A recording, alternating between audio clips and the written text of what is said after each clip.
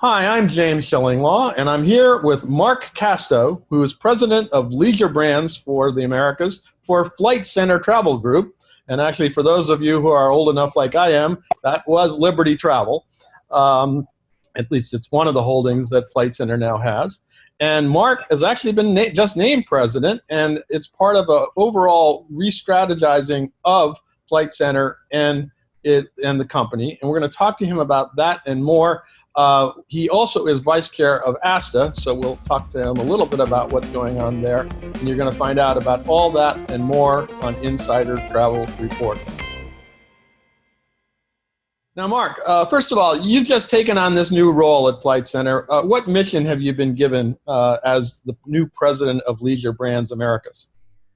Well, James, first off, it is a pleasure to be joining you on this here. So as it relates to leisure brands for Flight Center, we have some incredible components within it. Liberty Travel, with GoGo, with our Flight Center and our Flight Center wholesale up in Canada. And so really my job and my focus is to ensure that we really are able to emerge from COVID as successfully as possible and ensure that we also have the facilities in place to be most adroit and adept at being able to handle the new type of travel requests that are taking place in the retail industry. We all recognize that the environment has completely changed, and so we need to change with these times too. There's been tremendous pressures over the last dozen years or so, but nothing like this by any stretch of the imagination. So I'm very, very engaged and excited to be engaged with the Flight Center family of retail brands and making sure that we can transcend to that next level. Now, just let's review how you got to Flight Center in the first place. I believe your agency was acquired, Casto Travel, which we all knew you at Casto Travel for many years. And that was acquired, last year, if I remember? February 1st, 2019. Yes, I remember it vividly. I came in through acquisition, and like many within the space, we've been all seeing a considerable consolidation that's been occurring. For quite some number of years, it became apparent that if we wanted to grow, either we would have to make a massive investment to be able to upscale on our digital technology as our global operations, and just additional services, or we could work to partner with the best. After back and forth, we ultimately decided that the second option was clearly the best one for us. So we entered negotiations Q3, thereabouts, calendar Q3, with Flight Center, and they put me through the ringer, but it's been a great process since then. So you've really been on board for about a year, a little more. A year and a half, thereabouts. Year and a half, and now you have this new role. It's been quite a year and a half, to be fair.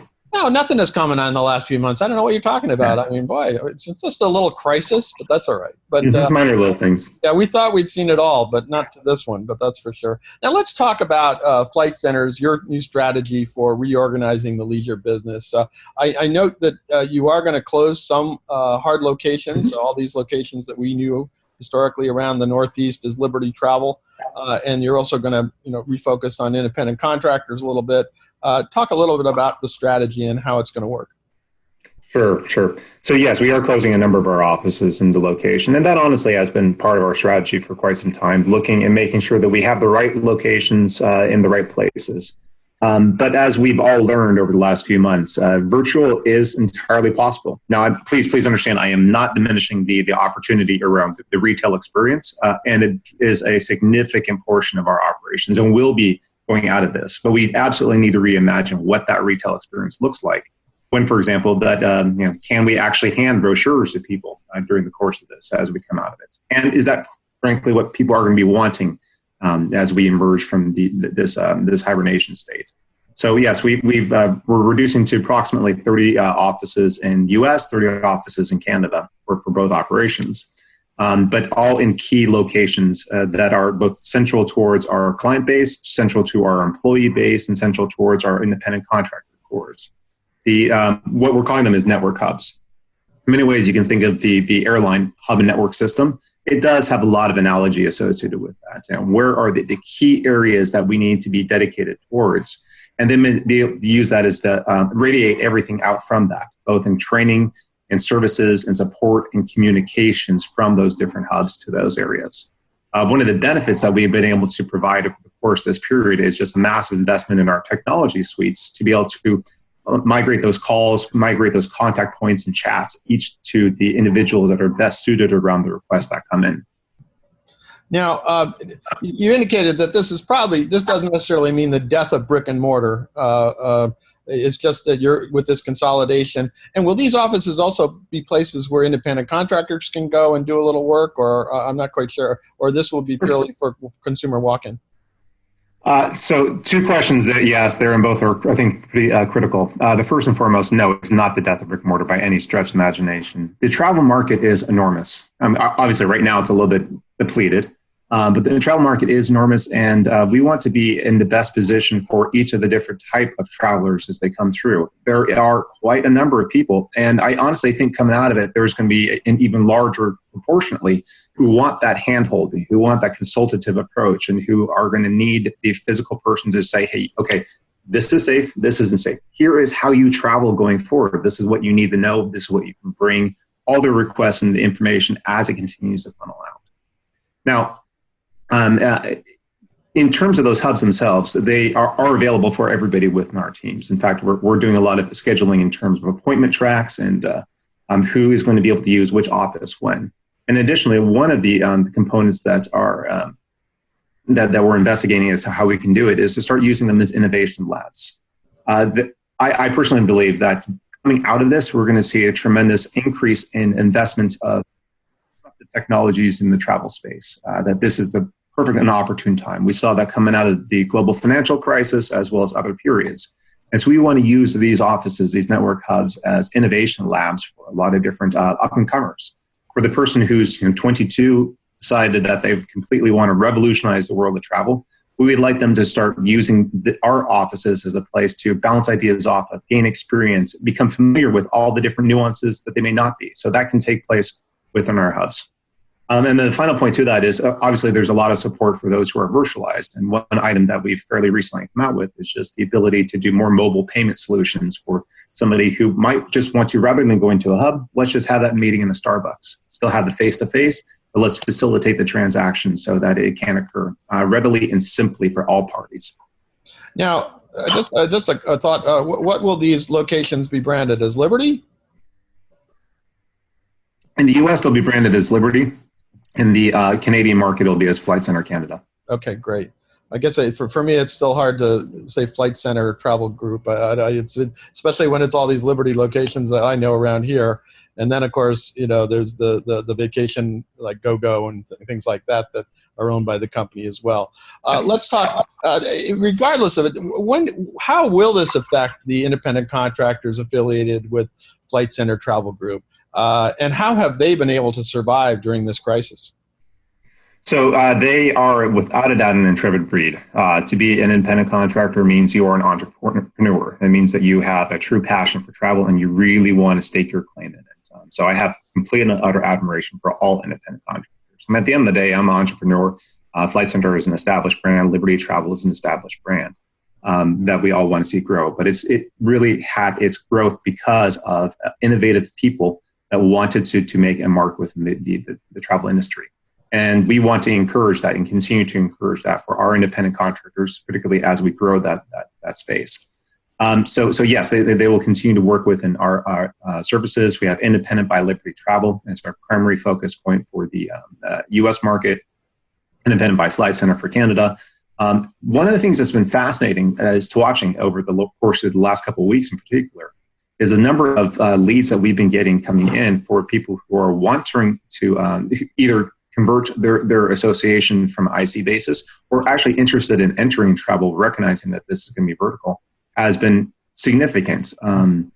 We, like everyone else, are on depleted staff. So please take that into consideration. But we're actually in a situation where we're having trouble getting back to all the inquiries that are coming in for future independent contractors. Well, that's good news. I guess everybody wants to become a independent contractor or change their business model. It's very interesting. Now, how it's also one of those businesses you can easily do from home. And as we look at the gig economy continue to expand in other areas, it's a necessary one to come out of it.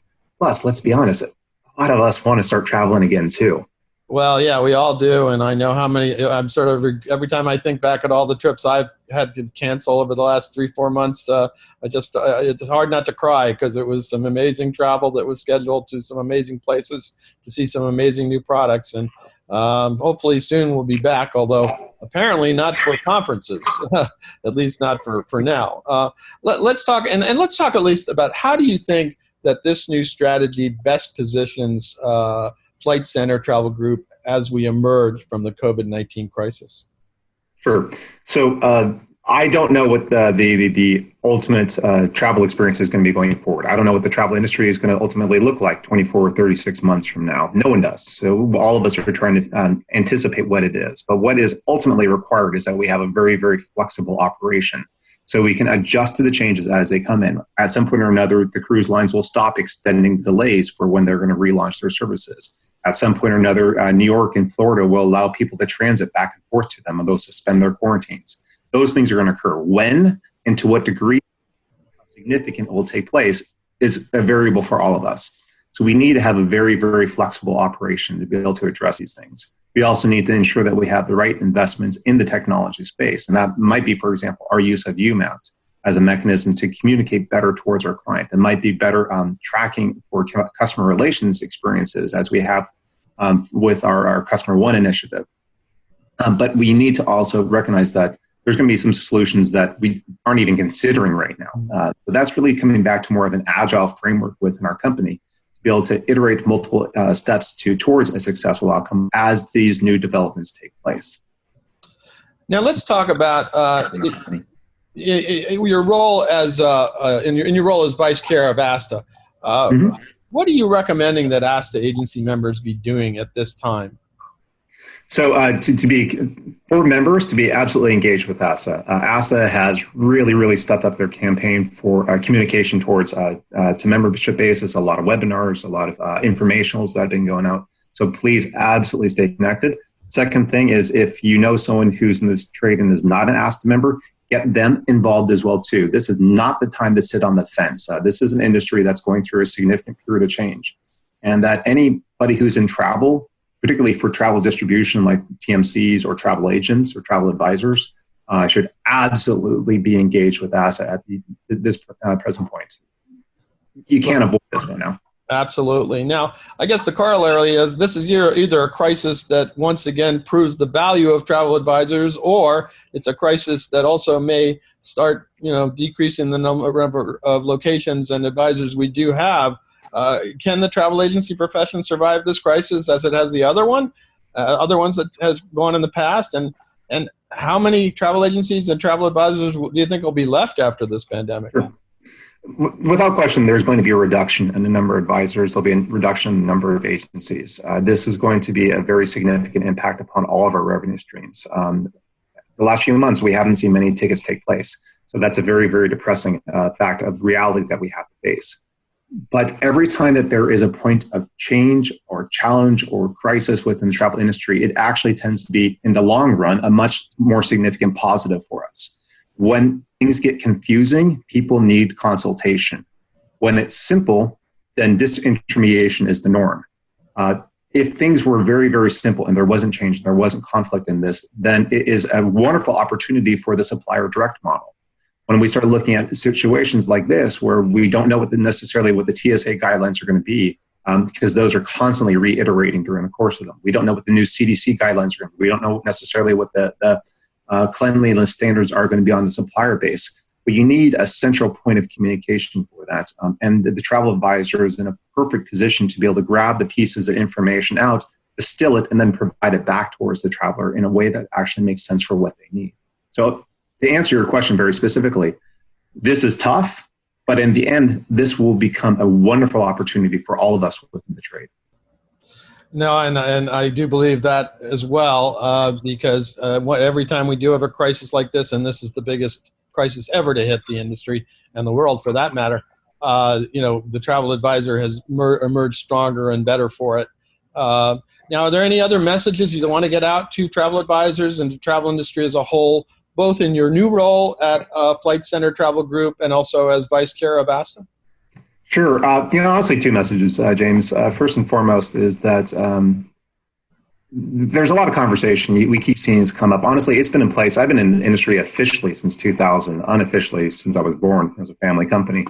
I cannot think of a period of time where virtualization has been stated as the death knell of the travel industry. And this goes back to 2000, how video conferencing, like what we're doing, will replace travel.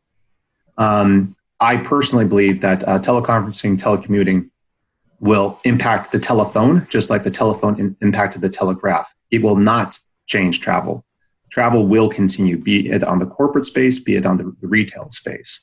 Because ultimately, and that's the second point, travel is so imbued within the DNA of individuals that we need to travel. It is truly an essential. It's essential for commerce. It's an essential for personal necessity as well, too. So while this is a downturn, and it's, as you said, well said, and I agree 100% with you, it's the biggest one we've ever seen.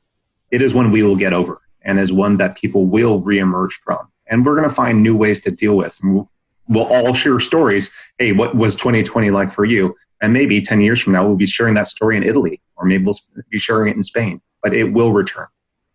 Well, I do hope to be with you in Italy or Spain when we share that story. Because it really has been, for us, of course, in the media, the travel media space, we're just trying to get a handle on it and try to get through it. And watching all of our subscribers, our travel advisor subscribers out there suffering, it's been a real tough time. But Mark, thank you very much for taking the time to speak with us, both what's going on with Flight Centre Travel Group and your new role, as well as Vice Chair of ASTA. And I think those are, if everyone has been listening, you gave some wonderful advice and also some great explanation about what you're doing. Thank you very much, James. It's a pleasure again to see you. I'm James Shillinglaw, and this is Insider Travel Report.